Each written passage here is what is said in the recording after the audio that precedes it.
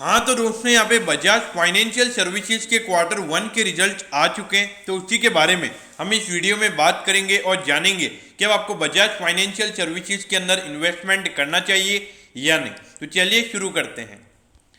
तो देखिए रिजल्ट पहले से एक्सपेक्टेड थे, क्योंकि कल जो बजाज फाइनेंस के रिजल्ट आए थे वो भी नेगेटिव नहीं आए थे, मतलब जो एक्सपेक्टेशन थी मार्केट की उससे तो कम ही रिजल्ट वहां पर आए थे। तो इससे हमको एक्सपेक्टेशन लग गया था कि बजाज फाइनेंशियल सर्विसेज के भी रिजल्ट अच्छे नहीं आएंगे। अब ये देखिए, अगर हम क्वार्टरली बेसिस यानी कि पिछले क्वार्टर के कंपैरिजन अगर हम रेवेन्यू की बात करें तो वो यहाँ पे 9% गिरकर 13,949 करोड़ का यहाँ पे कंपनी का टोटल रेवेन्यू निकल कर आया है।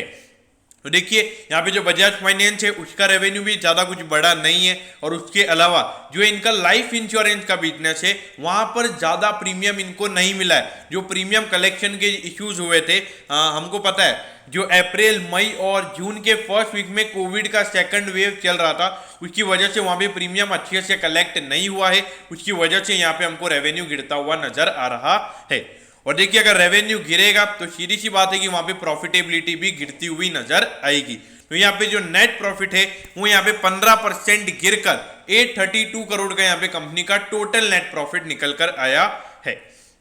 अब ईयर ऑन ईयर बेसिस यानी कि पिछले साल के अप्रैल से जून वाले क्वार्टर से अगर हम कंपेयर करें तो उसके कंपैरिजन में यहाँ पे रेवेन्यू इतना नहीं गिरा है, लेकिन 1.7% का रेवेन्यू यहाँ पे गिरकर 13,949 करोड़ का यहाँ पे कंपनी का टोटल रेवेन्यू निकल कर आया है। तो अगर आप देखोगे क्वार्टरली बेसिस पे भी थोड़ा रेवेन्यू गिरा है, ईयरली बेसिस पे भी थोड़ा रेवेन्यू गिरता हुआ नजर आ रहा है, लेकिन जो प्रॉफिटेबिलिटी है ईयर ऑन ईयर बेसिस यानी कि पिछले साल के मुकाबले अगर हम देखें तो वो यहाँ पे 31% गिरकर 832 करोड़ का यहाँ पे कंपनी का टोटल नेट प्रॉफिट निकल कर आया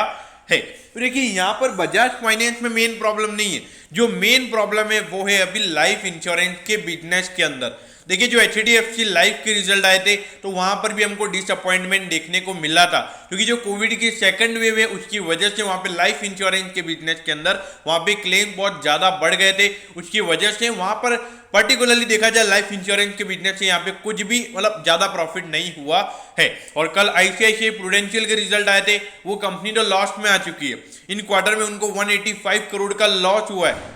तो इसीलिए यहाँ पे जो डेथ रेट यहाँ पे ज्यादा थी उसकी वजह से लाइफ इंश्योरेंस जिस तरीके से पॉलिसी बन रही थी उससे ज्यादा वहाँ पे डेथ्स हो रही थी, और जो क्लेम्स उनके पास आ रहे थे तो उनके पास कोई ऑप्शन अवेलेबल नहीं था, जो उनके पॉलिसी होल्डर्स थे उनके क्लेम्स को वहाँ पे पूरे पैसे उनको देने थे। तो इसकी वजह से जो इनका लाइफ इंश्योरेंस कंपनीज के अंदर पिछले साल के मुकाबले जो फर्स्ट वेव था कोविड का उसके मुताबिक यहाँ पे ज्यादा इंपैक्ट यहाँ पे हमको पड़ता हुआ नजर आ रहा है, क्योंकि पिछले साल बहुत ज्यादा ह्यूज डिमांड वहां पे लाइफ इंश्योरेंस की पॉलिसीज में क्रिएट हो गया था, और उससे बहुत अच्छी पॉलिसी इन्होंने क्रिएट की थी, और उस वक्त ज्यादा डेथ भी नहीं हो रही थी तो इश्यूज नहीं थे।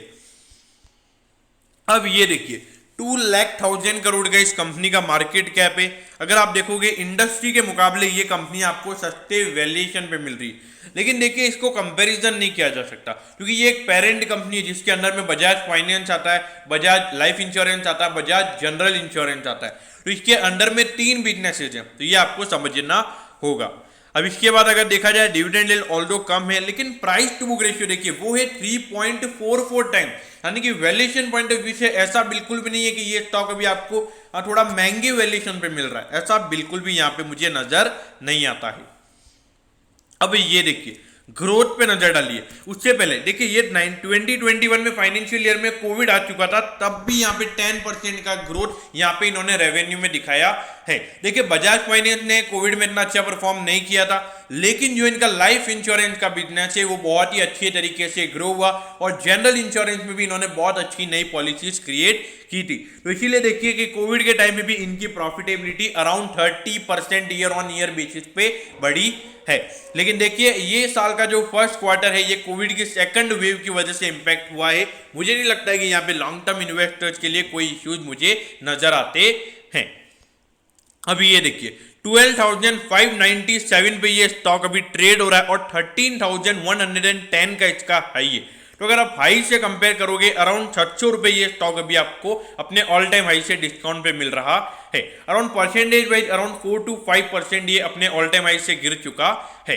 तो देखिए जो प्रॉफिटेबिलिटी यहाँ पे गिरी है, अगर मार्केट इसे नेगेटिव वे में लेता है और अगर स्टॉक 12,000 11,500 के लेवल तक अगर आपको जाता हुआ नजर आता है तो मेरे ख्याल से लॉन्ग टर्म इन्वेस्टर्स के लिए अपॉर्चुनिटीज होगी कि ऐसे बढ़िया स्टॉक को अपने पोर्टफोलियो में और ऐड करें। अब बात करते हैं शॉर्ट टर्म व्यू की, तो देखिए यहाँ पे क्वार्टरली बेसिस पे भी डिसअपॉइंटमेंट देखने को मिल रहा है और ईयरली बेसिस पे भी यहाँ पे हमको डिसअपॉइंटमेंट देखने को मिल रहा है। तो हो सकता है मार्केट इसे नेगेटिव वे में ले, तो शॉर्ट टर्म के लिए यहाँ पे मेरे ख्याल से कोई बाय रिकमेंडेशन नहीं होगा। लेकिन अगर हम बात करें लॉन्ग टर्म इन्वेस्टर्स के लिए तो प्लीज यहाँ पे हर करेक्शन को यहाँ पे मेरे ख्याल से एज एन अपॉर्चुनिटी आपको यहाँ पे इन्वेस्ट करना चाहिए, क्योंकि लाइफ इंश्योरेंस के अंदर जब क्लेम बहुत ज्यादा होते हैं तब इश्यू हो जाता है, लेकिन जब वो क्लेम्स वहां पे नहीं होते हैं, अभी जैसे अगर जुलाई से सितंबर वाला क्वार्टर अगर नॉर्मल निकल जाता है तो वहां पे लाइफ इंश्योरेंस वापिस क्वार्टरली बेसिस पे यहाँ पर आप आराम से 20% की ग्रोथ देख सकते हैं। तो दोस्तों मैं होप करता हूँ कि इसके Q1 के रिजल्ट के बारे में आपको सब कुछ पता चल गया होगा। अगर आपकी कोई भी क्वेरीज है तो आप कमेंट कीजिए, मैं जरूर आपके कमेंट पर रिप्लाई करूंगा। ओके दोस्तों, thank you, have a nice day.